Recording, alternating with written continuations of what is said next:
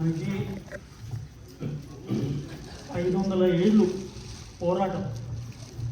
ఇది మామూలు యుద్ధం. విక్రమాదిత్యుడు కట్టిన గుడిని బాబర్ కూల్చిన తర్వాత 500 ఏళ్ళ యుద్ధం నడిచింది. ఇటు శివాజీ కానీ, అటు బాజీరావు పేష్వా కానీ, పేష్వాస్ కానీ, తర్వాత పంజాబ్ నుంచి సిక్కు యోధులు కానీ 500 ఏళ్ళు దాన్ని ఎదుర్కోవడానికి ప్రయత్నం చేసినా కానీ ఒక అద్భుతం జరిగింది. అది మనకి 1990లో ఒక పెద్ద అద్భుతం. ఆ అద్భుతానికి ఎంతో మంది ఒక్కొక్క ఊరు నుంచి, ఒక్కొక్క ప్లేస్ నుంచి 40, 50, 100 మంది ఇక్కడి నుంచి వెళ్ళారు కరసేవకులు. వెళ్ళిన వాళ్ళకి ఇప్పుడు మనకి దాని యొక్క ఫలితం కూడా చూస్తున్నాం మనం. రెండోది ఏంటంటే, అప్పుడు మాకు ఇంకో పెద్ద ఛాలెంజ్ ఉంది. ఈ లోపల కరసేవకు వెళ్ళిన వాళ్ళని రక్షించుకోవడం వెళ్ళాలి. తర్వాత అద్వానీ గారు రథయాత్ర ఒకటి నడుస్తుంది. ఆయన కాపల. ఎందుకంటే అప్పుడు పోలీసులు మనకి అద్వానీ గారికి రక్షణ ఇచ్చే పరిస్థితి లేదు. దానికి 100 మంది, ఆయనకి ఒక 40 మంది పెట్టాం. ఎందుకంటే మొత్తం ఆంధ్రప్రదేశ్లో ఆయన కాపాడుకుంటూ వైజాగ్ వరకు తీసుకెళ్ళాలి. అదో పెద్ద బాధ్యత. ఇంత దాంట్లో నుంచి మనకి ఆంజనేయ స్వామి వచ్చి ఇక్కడ కూర్చుంటే ఎలా ఉంటుందో అక్కడ ఆంజనేయ స్వామి అక్కడ ఉన్నారు.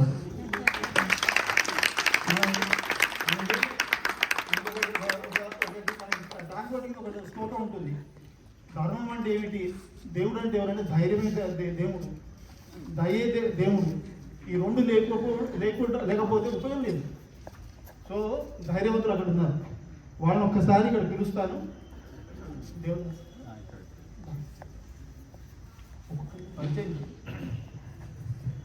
జై శ్రీరామ్. మన కాసేపుల్లో మల్కా నుంచి 90లో 17 మంది దాకా వెళ్ళారు. 92లో 35 మంది దాకా వెళ్ళారు ఇక్కడ నుంచి. సో అందరూ 15 మంది రాలేకపోయారు. దాంట్లో కొంతమంది వచ్చారు. ఈరోజు వారు అరచేతిలో ప్రాణం పెట్టుకొని ఇక్కడ నుంచి అయోధ్యకి వెళ్ళేసి తన పని పూర్తి చేసుకుని వచ్చారు. అందులో మీకు అందరికీ పరిచయస్తుడు ప్రియతమ శ్రీనివాస్ వారు రావాల్సిందిగా కోరుతుంది.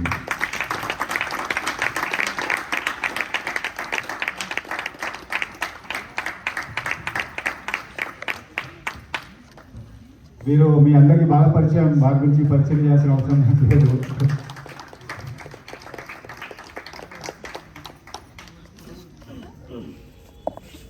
ఇంకొకరు కూడా మీకు బాగా పరిచయం, ఆర్కే నగర్లో ఉంటారు, ఆర్కే శ్రీనివాస్. వీరు కూడా మొట్టమొదటి కాసేపులో పాల్గొన్నారు. Second time. అందరికీ పరిస్థితులు నాకు తెలుగు సరిగా రాదు, క్షమించారు. ధన్యవాదాలు. తర్వాత ఇంతకుముందు మా నగర్కి కార్యవాహక చేశారు. ఇప్పుడు ఉప్పల్లో ఉంటున్నారు. వారికి ఆరోగ్యం బాగాలేదు. ఆయన మన సమ్మానం దీని గురించి ఉప్పల్ నుంచి వచ్చారు. వారు ఉమాప్రసాద్ గారు అని ఇక్కడ ఉన్నారు. వారికి ఆరోగ్యం బాగాలేదు, కళ్ళు సరిగ్గా కట్టే కొద్దిగా. ఆయన మన అవన్నీ విజయ్ వచ్చినందుకు ధన్యవాదాలు.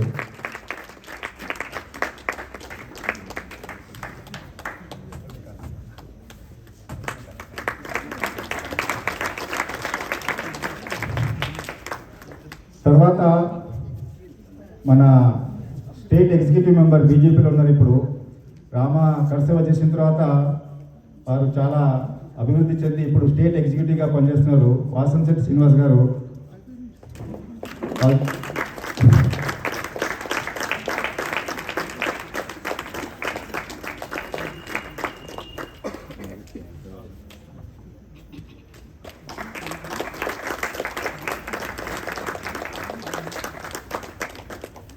తర్వాత డాక్టర్ నరసింహగౌడ్ గారు. వారు నేర్మెంట్లో ఉంటారు. ఆయుర్వేదిక్ డాక్టర్ పనిచేస్తారు, వారు చేస్తున్నారు.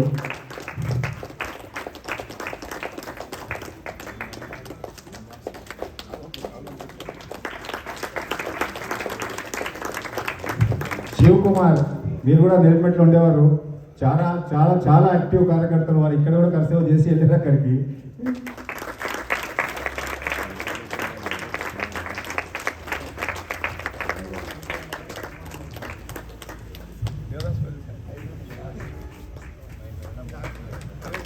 తర్వాత ముఖ్య పాత్రధారి దేవదాస్.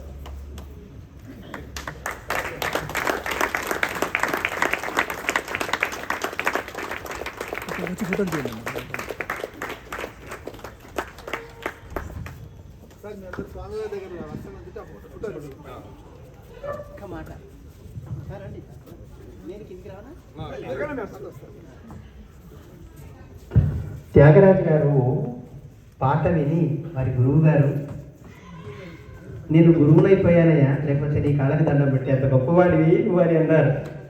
అట్లాగా ఇక్కడే ఉండి అక్కడ దాకా వెళ్ళిన వాళ్ళు ఎంతోమంది ప్రాణాలు త్యాగం చేశారు. ప్రాణాలతో మళ్ళీ తిరిగి వచ్చారే వీళ్ళు, ఎంత ధన్యులు వీళ్ళు, రాముడు అనుగ్రహించిన శేషం అనుకుంటాం మనం కూడా. ఇలాంటి వాళ్ళకి ఇవాళ శాలువ కలిపే భాగ్యం నాకు కలగడం నేను చాలా అదృష్టంగా భావిస్తున్నాను మనస్ఫూర్తిగా.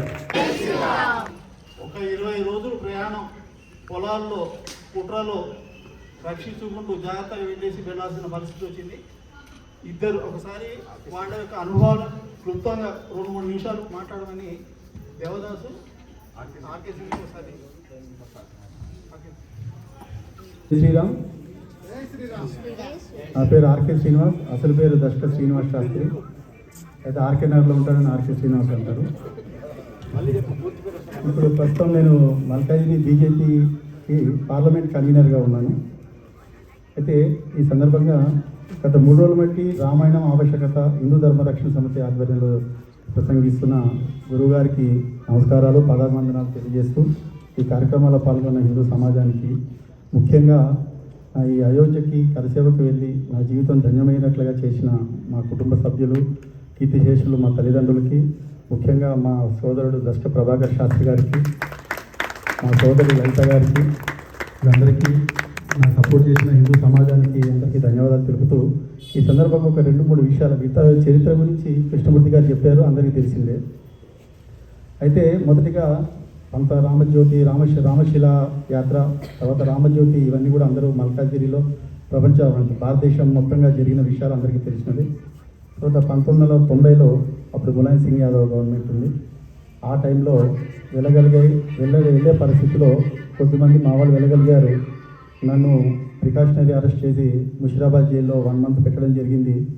కొద్దిగా అక్కడే ఉండాల్సి వచ్చింది. వచ్చిన తర్వాత బెయిల్ తీసుకుని రావాల్సి వచ్చింది. తర్వాత 1992 ఏదైతే బాబ్రీ మసీద్ కూలగొట్టడం జరిగిందో, ఆ సమయంలో ఒక 10 రోజుల ముందర మేము, మా దేవదాసు, ప్రీతం శ్రీను వచ్చిన అందరూ కూడా వెళ్ళడం జరిగింది. ఆ 100 దాంట్లో ఒక విశ్వ హిందూ పరిషత్ వాళ్ళు ఒక 100 మందికి ట్రైనింగ్ ఇచ్చారు. గోడలు ఎక్కడము, తాళ్ళు పట్టి ఎక్కడము, ఇవన్నీ ఎందుకో మాకు అర్థం కాలేదు. అవుతుంది అనుకున్నాము, ఫస్ట్ టైం కాలేదు. ఆ టైంలో ఎంతోమంది కరసేవకులని ములాయం సింగ్ యాదవ్ గవర్నమెంట్ కాల్చి సరియు నదిలో వేయడం జరిగింది. అలాగే ఎన్నో రోజులు మనం కాలినడకతో ప్రయాణం చేసి అక్కడున్న హిందూ సమాజం బాగా సపోర్ట్ చేసింది. అయితే వెళ్ళే ముందర మేము ఒక 20 మంది అలహాబాద్లో వెళ్ళాం. తర్వాత భోపాల్లో ఒకసారి దిగినప్పుడు ఇంట్లో చెప్పకుండా వెళ్ళాను నేను, సెకండ్ టైం వెళ్ళినప్పుడు. అప్పుడు ఫోన్లు లేవు, ల్యాండ్లైన్ ఫోను. భోపాల్ వెళ్ళి అక్కడి నుంచి ఇంటికి ఫోన్ చేశాను. నేను ఎక్కడ వెళ్ళింటారు, నేను అక్కడికే వెళ్ళి ఉంటాను మా ఇంట్లో వాళ్ళు అనుకున్నారు. కానీ ల్యాండ్ ఫోన్ దగ్గర వెయిట్ చేస్తున్నారు, ఎప్పుడైనా ఫోన్ చేస్తానేమోనని. అప్పుడు మా అమ్మగారు ఫోన్ తీశారు. మా ప్రభాకర్ శాస్త్రి అన్న, మా అత్తగారు అందరూ కూడా, మా నాన్నగారు ఆ ఫోన్ దగ్గరే ఉన్నారు. నేను రాత్రి నుంచి లేడు, వీడు వెళ్ళిపోయి ఎక్కడికి వెళ్ళాడు అని. నేను చెప్పేది ఇలా అయోధ్యకు వెళ్ళాను, అందుకే మీకు చెప్పకుండా వెళ్ళాను, భోపాల్లో దిగి మీకు ఫోన్ చేస్తున్నాను అన్నాను. అయితే మా అమ్మగారు, మా కుటుంబ సభ్యులు, వెళ్ళావు బాగుంది, ఈసారి కూల్చి రండి అని చెప్పి అన్నారు. అది ఆ విధంగా చాలా సంతృప్తినిచ్చింది. మా ఇంట్లో వాళ్ళ సపోర్ట్ లేకుండా ఇదేం జరిగేది కాదు. తర్వాత అలహాబాద్లో దిగినప్పుడు మేమందరం, మా 20 మంది కూడా ఒకసారి అనుకున్నాం, మనం కూల్చడానికి వెళ్తున్నాము, మళ్ళీ తిరిగి వస్తామో రామో, ఒకసారి త్రివేణి సంగమంలో స్నానం చేస్తే కనీసం పుణ్యం వస్తుంది, తర్వాత మనం తిరిగి రాకున్నా సరే మనకి పుణ్యం వస్తుందని చెప్పి త్రివేణి సంగమంలో వెళ్ళి విడిగా ప్రోగ్రాంలో లేని ప్రోగ్రాం పెట్టుకుని త్రివేణి సంగమంలో స్నానం చేసి అక్కడి నుంచి అయోధ్యకు వెళ్ళడం జరిగింది. 10 రోజుల పాటు అక్కడ రోజు సాధ్వి రితంబర్ గారు, సాధ్వి ఉమాభారతి గారు, పెద్ద వాళ్ళ మహనీయుల ఉపన్యాసాలు వినడం జరిగింది. అయితే మొదటగా చివరిలో ఏదైతే ఆ డిసెంబర్ 6వ తారీఖు 1992 రోజు సరియు నదిలో వెళ్ళి కొంత ఇసుక తీసుకుని మీరు లైన్లో నుంచోండి. మొదటగా వంగర అంటే పివి నరసింహారావు అప్పుడు ప్రధానమంత్రి, ఆయన గ్రామం నుంచి మొదలు పెట్టండి అని చెప్పి అందరినీ లైన్గా నుంచోబెట్టారు. బాబ్రీ మసీద్ ఏమంత దూరంలో ఉంది. అయితే మాకు ఈ ఇసుకతోటి ఏం పొంది, స్వామి చెప్పినట్టు కర్రలు కటార్లు కావాలి కదా, ఈ ఇసుకతో ఏముంది, వీళ్ళు ఇసుకను తీసుకురమ్మన్నారు అనుకున్నాము. మేము మా దేవదాసు ప్రీతం శ్రీను అందరం కూడా లైన్గా నుంచున్నాము, లైన్గా కూర్చున్నాము. అంతలో అంత దూరంలో కొద్దిమంది పరిగెత్తుకు వెళ్ళడం జరిగింది. మేము కూడా అంతంత గోడలుగానే పైన ఉన్నాయి. ఆ గోడ ఎలా దూకేమో మాకు తెలియదు. ఆ శ్రీరామచంద్రుడే మాకు అది అవకాశం కల్పించాడు, ఆ శక్తిని ఇచ్చాడు. తర్వాత లోపల పోలీస్ వాళ్ళు కూడా సపోర్ట్ చేశారు. వెళ్ళి బాబ్రీ మసీద్ కట్టడం కూల్చిన 100-200 మధ్యలో మేము ఉన్నందుకు మాకు చాలా ఈ జీవితానికి చాలు అనిపించింది. అయితే ఇది ఒక్కడితో సాధ్యపడలేదు. ఇంతగా చెప్పినట్టు కుటుంబ సభ్యులు, మన హిందూ సమాజం మా అందరికీ నిలబడింది. అయితే చివరగా ఒక చిన్న మాట, మనము హిందూ సమాజంలో కూడా ఒక చిన్నది, మన హిందూ సమాజానికి ఎవరైతే సపోర్ట్ చేస్తారో వాళ్ళనే రాజకీయంగా కూడా మనము సపోర్ట్ చేయాలి. అలా చేయకపోతే మనం రేపు పొద్దున మన నెక్స్ట్ జనరేషన్ ఒక హిందువుగా ఒక బొట్టు పెట్టుకుని బయట తిరిగే పరిస్థితి లేదు. కాబట్టి చివరిగా ఈ మాట చెప్పి విరమించుకుంటున్నాను. ఈ అవకాశం, ఈ సత్కారం చేసినందుకు, గురువుగారి చేతులు చేసినందుకు గురువుగారికి వందనాలు, అందరికీ వందనాలు. జై శ్రీరామ్. జై శ్రీరామ్. గురూజీకు ప్రణామ్. మొట్టమొదట మీ అందరికీ ధన్యవాదాలు చెప్తున్నాము. మాకు గుర్తించి సన్మానం చేశారు. మేము చాలా అసలు क्या बोलते हिंदी तेलुगु सब मिला के बोलता हूँ मैं, बहुत खुशी हो रही है. దుఃఖ ఇస్ బాత్ కా హై కి అంటే బాధ ఎందుకుందంటే ఎవరైతే మమ్మల్ని అయోధ్య పంపించారో, ఏ అమ్మ నాన్న మమ్మల్ని అయోధ్య పంపించారో, ఏ కార్యకర్తలు మనకు మల్కాజ్ నుంచి ఇక్కడ పంపించారో వారు ఈ టైంలో లేరు. వారు అదొక బాధ ఉంటుంది, అంతేగాని బాగా సంతోషం ఉంది. అయితే ఆర్కే సింగ్ గారు చెప్పినట్టు ఆ రోజు 6th డిసెంబర్ దాని గురించి చెప్పాలంటే 2-3 అవర్స్ మినిమం పడుతుంది. నేను అవి చెప్పదలుచుకోలేదు. ఒక చిన్న ఇన్సిడెంట్స్ చెప్తాను. 1990లో మేము అయోధ్య ఎట్లా చేరామనేది దానిలో ఒక ఇన్సిడెంట్స్, అది కూడా చెప్పాలంటే 2-3 అవర్స్ పడుతుంది. ఇప్పుడే టైం అయిపోయింది. అయితే ఇక్కడ నుంచి మేము ఏపీ ఎక్స్ప్రెస్ ఎక్కాము, ఇటార్సి దిగాము, అక్కడ నుంచి వారణాసి వెళ్ళాము. అక్కడ అరెస్ట్ చేశారు. అక్కడ జీప్ నుంచి పారిపోయి మళ్ళా లారీ ఎక్కి అట్లా చేసి మొత్తానికి సుల్తాన్పూర్ చేరిపోయాం. సుల్తాన్పూర్లో మనకు కాంగ్రెస్ కార్యకర్త ఆశ్రయం ఇచ్చి అక్కడ అకామిడేషన్ ఇచ్చి ఒకటే అన్నాడు, ఆ బహార్ మత్ జాओ, కోయి మాయకాలలో ఆప్కో అరెస్ట్ నహీ కరేగా అని కాంగ్రెస్ వాళ్ళు సపోర్ట్ చేశారు. అక్కడ ఒక 4-5 డేస్ ఉన్నాము. ఉన్న తర్వాత ఒకరోజు పొద్దున 5 గంటలకు లేపేసి 6 గంటలకి మీరు ఇక్కడ నుంచి స్టేషన్కి వదిలేస్తాం మీకు సైకిల్లా. అప్పుడు అంతా మొత్తం కర్ఫ్యూ అక్కడ. 6 గంటలకి మీరు స్టేషన్ నుంచి ట్రాక్ నడుచుకుంటూ వెళ్ళిపోండి అయోధ్య దాకా అని చెప్పాడు. నేను, సీను, సంజయ్ రెడ్డి వీళ్ళందరూ కలిసి స్టేషన్కి సైకిల్ వెళ్ళి అక్కడి నుంచి వాళ్ళు కొద్దిగా ఇది పూరి తర్వాత ఆలు సబ్జీ అంతా కట్టించారు. ఇక నడుస్తున్నాం. మధ్యాహ్నం ఆకలి అయితే తింటే ఎక్కడ లేట్ అవుతుందో, ఎవడు పట్టుకుంటాడో అని భయానికి మధ్యాహ్నం తినలేదు. సాయంత్రం అయింది, దాహం అవుతుంది, నీళ్లు లేవు. అయినా అట్లా నడుస్తూనే పోతున్నాం. అది దాహమైనా మనకి నడుస్తూనే ఉన్నాం అంతే, ఎందుకు ఏంది ఆలోచన లేదు. రాత్రి అయింది. రాత్రి 7-7:30 గంటలకి ఒక స్టేషన్ మాస్టర్ అడిగాడు, आप लोग कहाँ से आए? तो మేము చెప్పినాం ఆడు ఒక్కడే ఉన్నాడు, మేము 4-5 ఉన్నాం, ఆడు ఏం చేస్తాం మమ్మల్ని అని చెప్పేసి హమ్ లోగ్ కార్ సేవకే అన్నాడు. జై శ్రీరామ్ భయ్యా ఆప్ లోగ్ यहाँ बैठिए అని ఒక రూమ్ ఇచ్చేసి మాకు నీరు దాటిపించి భోజనం చేయించేసి మంచిగా అక్కడి నుంచి ఏం చెప్పాడంటే, ఇక్కడ నుంచి మీకు చాలా స్ట్రిక్ట్ ఉంటుంది, మీరు జాగ్రత్తగా వెళ్ళండి అని చెప్పాడు. సరే అని అతనికి మనం దండం పెట్టినాం. మళ్ళా మా పాదయాత్ర నడిచింది రైల్వే ట్రాక్ మీద. రాత్రి 9 గంటల దాకా 4 టార్చ్ పెట్టుకొని మేము ఇట్లా పెట్టుకొని పోతూనే ఉన్నాం చీకట్లో. అక్కడ ఒక రైల్వే ట్రాక్ గేట్ వచ్చింది. గేటులో ఫుల్ సెక్యూరిటీ ఉంది. మేము ఆ గేట్లో ఎవరు అనుకున్నా అట్లా పోయినాం. రైల్వే గేట్ కదా ఒకడే ఉంటారు అనుకున్నాం, కానీ అక్కడ ఫుల్ పోలీసు వాళ్ళు తర్వాత బీఎస్ఎఫ్ వీళ్ళందరూ ఉన్నారు. వాడు ఆపేశాడు.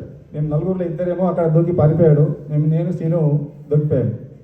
తో కిదర్ జారే అన్నాడు. నాకు హిందీ బాగా వస్తుంది కాబట్టి मैं కాలేజ్ స్టూడెంటు, हमारा घर यहाँ पे नज़दीक है, मैं वहीं जा रहा हूँ అన్నాను. అట్లా హిందీలో ఆర్గ్యుమెంట్ అయింది, మాటలు అయినాయి. తో ఆయన సీరియస్గా అన్నాడు, आप लोग कार सेवक है, मेरे को मालूम है, आप चुपचाप अरेस्ट हो जाइए అన్నాడు. तो मैं बोला हम दोनों ही है ना, हमको छोड़ दो, ఇద్దరే ఉన్నారు కదా వదిలేయండి ప్లీజ్, మేము వెళ్ళిపోతాము, మేము అంత నుంచి వచ్చినాం మేము. అయితే ఆయన ఒకటే అన్నాడు, ఇట్లా జంజన్ చూపెట్టాడు, మై బి బ్రాహ్మణు, मेरे में भी राम है, मैं भी राम भक्त हूँ, लेकिन मेरा मजबूरी है, నేను ఇక్కడ మిమ్మల్ని వదిలేస్తాను, కానీ ముందరే అరెస్ట్ చేస్తే మీకు నా ఉద్యోగం పోతుంది, మీ ఇష్టం, నా ఉద్యోగం పోతే మీరు వెళ్తే వెళ్ళండి అని చెప్పాడు. అప్పుడు మేము చెప్పింది ఏంటంటే, లేదు మీ ఉద్యోగం కన్నా మాకు అది ముఖ్యం కాదు, మమ్మల్ని అరెస్ట్ చేయండి అని చెప్పి ఇద్దరం అరెస్ట్ అయిపోయినాం. తర్వాత ఆయన ఏమంటాడు, మీరు నలుగురు ఉన్నారు, ఇంకెద్దరు ఏరియా అడుగుతాడు. మేమన్నా లేదు మేము ఇద్దరమే సార్ అంటే, కాదు నలుగురు ఉన్నారు. నేను అడిగిన, మీకు ఎట్లా తెలుసు నలుగురు అని? 4 టార్చ్ లైట్లు కనిపించినాయి మీరు అని చెప్పేసి అరెస్ట్ చేశారు. అరెస్ట్ చేసి ఆయన వాళ్ళ అసిస్టెంట్స్ ఉంటారు, వాళ్ళ ఒక 10 మందిని పిలిచేసి, కాలేజ్ బ్యాగ్ ఉంది, వెనకాల 10 మంది గన్లు పెట్టుకొని ఒక టెర్రరిస్ట్ తీసుకుపోయినట్టు మమ్మల్ని తీసుకుపోతున్నారు. అయితే ఒక పోలీస్ వాడు అడిగాడు, आप लोग सुबह से कुछ खाया क्या नहीं क्या है? बोला खाया तो थोड़ा बहुत खाया అంటే, పక్కన చెరువు కట్ట ఉంది, చెరువు తోట ఉంది, ఇంత దొడ్డ చెరువు తీసేసి ఎలుగొట్టేసి ఎలో రామరస్ పియో భయ్యా అని చెప్పించిండు. చాలా అంత ఆనందం అనిపించింది, అంటే నిజంగా రామరస్ తాగినట్టు అనిపించింది. అక్కడి నుంచి తీసుకెళ్ళి ఒక 2-3 కిలోమీటర్స్ రాత్రి 9:30-10 గంటలైంది, తీసుకెళ్ళి పోలీస్ స్టేషన్లో వేసాడు. పోలీస్ స్టేషన్లో కూర్చొని నేను సీన్ అనుకున్నాం, ఏంద్రా ఇక మనది ఎట్లా పోతాం అయోధ్యకి అని చెప్పేసి బాధపడుతున్నాం. అప్పుడే పిలుపు వచ్చింది, సాబ్ బులారి అని చెప్పి. అయితే మాకేం చేశారు, ఇక్కడ వెళ్ళేటప్పుడు ఒక చిట్టి ఇచ్చారు, ఎక్కడికి వెళ్ళాలని చెప్పేసి. ఆ చిట్టి జేబులో ఉన్నది. వెళ్ళిన తర్వాత సిఏ గారు పిలిచిండు, క్యా హై కహాం సే అంటే, ఆంధ్ర సే హై, అప్పుడు ఆంధ్ర తెలంగాణ ఒకటే కదా. అయితే ఠీకే అవి కిధర్ జా రే, అయోధ్య జా రే थे, आपके पास कुछ ప్లాన్ గిన్ కుచ్ హై క్యా అంటే, వాళ్ళ ఉద్దేశం ఏంటంటే ప్లాన్ పట్టుకొని మీతో అరెస్ట్ చేద్దామని చెప్పేసి. అయితే మాకు చెప్పారు ప్లాన్ ఎవరికి వద్దని చెప్పేసి. వాడు అడిగాడు ప్లాన్ ఉందని చెప్పేసి, లేదన్నా చెక్ చేశాడు, లేదు. తర్వాత కానిస్టేబుల్కి చెప్పాడు, ఈయన జేబు చెక్ చేయమని. అయితే నేనేం చేశాను, జేబు చెక్ చేసి దొరికిపోతుందని చెప్పి తీసుకెళ్ళి నోట్లు వేసుకున్నది, నన్ను వేసాను. వాడు కోపం వచ్చి చితక బాధాడు నన్ను. ఎంత బాధాడంటే వాడు ఎంత కొట్టినా తగ్గుతలేదు, అది ఒక రామమయమే. అది కొట్టిన తర్వాత బాగా కొట్టేశాడు. సీను అంటున్నాడు, ఎందుకురా దెబ్బలు తింటున్నావు అబ్బాయి అంటున్నాడు, కానీ ఏం చేస్తాం, కొడుతున్నాడు, మనం కొట్టలేము వాడిని తిరిగి. తర్వాత ఏమైంది, ఒక 5 నిమిషాలు కొట్టిన తర్వాత వాడు దమ్ వాడైపోయాడు. क्या है तुम लोग कहाँ से ऐसा कैसा स्ट्रॉन्ग बगे, हमारे माँ बाप हमारे को आशीर्वाद दे के भिजाए, हम सौगंध राम की खाके हैं, मंदिर यही बनाएंगे, ये सौगंध खाके है ऐसा बोल के కూర్చోట్టాడు. తర్వాత కూర్చొని ఒక 2 నిమిషాలు దమ్ తీసుకొని ఒక గ్లాస్ వాటర్ తెప్పించుకున్నాడు, తాగాడు. తాగేసి వాడు చెప్పిన డైలాగ్ ఏంటంటే, క్యోं బేటా క్యోं మార్ కాయా, मेरे गुस्सा आ गया मैं मार दिया, मुझे माफ़ करो అని చెప్పి డ్రా తీశాడు. దాని ఇన్ని ప్లాన్స్ ఉన్నాయి, మనకు తెలియదు కదా. అంటే అంతా సాక్రిఫైస్ చేసుకుని మనం వెళ్ళాము ఆ రోజు. అది సంఘటన, ఇది ఒకటే ఇన్సిడెన్స్. తర్వాత 6th డిసెంబర్ నాడు ఏమైందంటే, మీకు టైం ఉంటే చెప్తాను, లేకుంటే అయితే 6th డిసెంబర్ 2092 అందరం వెళ్ళాము. ఆ రోజు 9:30 నుంచి 11:30 దాకా సీల్ చెప్పినట్టు కార్ సేవకులు ఇసుక తీసుకొచ్చి పూజ చేయాలన్నారు. లైన్గా కూర్చోబెట్టి పూజ చేస్తారు. నేను సీను వీళ్ళందరూ కూర్చొని ఆడ ఈ పూజ చేస్తుంటే, ఇసుక పూజ చేస్తే ఏడ కూలిపోతుంది, అది ఎప్పుడు కూలిపోవాలని ఒక ఉద్వేగం మాకు. ఇంకోటి ఏంది, మళ్ళీ రిటర్న్ వచ్చినామనుకో మల్కాయిలో మనకి ఇక పరు ఉండదు, మన ఇంట్లో అందరూ ఆర్తి తీసి పంపించారు కాబట్టి. అయితే సడన్గా ఒకసారి ఒక గుంపు కదిలింది అక్కడ నుంచి. అంటే నేను సీను, సీను ప్రజలు సీను అందరూ ఒకటేసారి దూకి అక్కడ నుంచి వెళ్ళాము. వెళ్తే అది అక్కడ ఫెన్సింగ్ ఎట్లా ఉందంటే, గోడ కాదు, మన పాకిస్తాన్ ఇండియా బార్డర్ ఉంటుంది కదా, జాలి ఫెన్సింగ్ బాగా బార్డర్, దాంట్లో బార్డర్ జాలీస్ ఉంటాయి. ఒకవేళ అక్కడ పడ్డామనుకోండి మొత్తము చుట్టుకుపోతుంది మనకి. అట్లాంటిది ఇక్కడ నుంచి కనీసం అక్కడ దాకా అంత దూరం ఉంటుంది. ఎట్లా దూకామో జై శ్రీరామ్ అని ఒకేసారి దూకేసామంట. అసలు ఊహించడం ఇప్పుడు అనుకుంటే బాగా ఇదనిపిస్తుంది. దూకేసి లోపలికి వెళ్ళిన తర్వాత పోలీసు వాళ్ళు ఒక 50 మంది గన్ తీసుకొచ్చారు. మా చేతిలో ఏం లేవు, చిన్న ఇది కత్తి లాంటిది అట్లాంటిది ఉంది. వాళ్ళేమో గన్ తీసుకొని ఇట్లా వస్తుంటే మేము జై శ్రీరామ్ వస్తున్నాం. వాళ్ళు వచ్చిన తర్వాత మాకు ఏమో భయం అనేది లేదు అసలు. వచ్చిన తర్వాత వాళ్ళు వచ్చేసి భయ్యా తోడో అని చెప్పి వాళ్ళు బయటికి వెళ్ళిపోయారు. అప్పుడు కళ్యాణ్ సింగ్ గవర్నమెంట్. ఇట్లా చెప్పాలంటే చాలా ఉన్నది. ఇంకోటి చిన్న విషయం చెప్తాను, అది గుంబద్ దగ్గర 30 to 40 feet ఉండొచ్చు. తర్వాత రౌండ్ ఉంటుంది అసలు. అయితే అక్కడ ఎక్కనికి ఎవరికి కాదు. అయితే ఆ గుంబద్ పైన ఒకటి ఫ్యాన్ ఉంది. ఫ్యాన్లో 2 రెక్కలు లేవు, ఒకటే రెక్క ఉంది. ఆ రెక్క మీద ఒక సన్యాసి కూర్చున్నాడు, సాధు నాగసాధు కూర్చొని జై శ్రీరామ్ అరుస్తున్నాడు. మాకు ఆయన అరుస్తున్నది బాధ కాదు, ఆయన ఎట్లెక్కాడని అర్థం కాదు, ఇప్పటికీ అర్థం కాలేదు. ఇవన్నీ మిరాకిల్. మనం అనుకుంటాం మనం చేసామో నేను చేశాను వాళ్ళు కాదు, కానీ రాముడు తలుచుకున్నాడు కాబట్టి ఈ పని అయింది. ఇది నేను ఇంకా చెప్పడం చాలా ఇన్సిడెంట్స్ ఉన్నాయి, మీకు ఆలస్యమైంది. ధన్యవాదాలు మీ అందరికీ నాకు ఈ సమయం ఇచ్చినందుకు.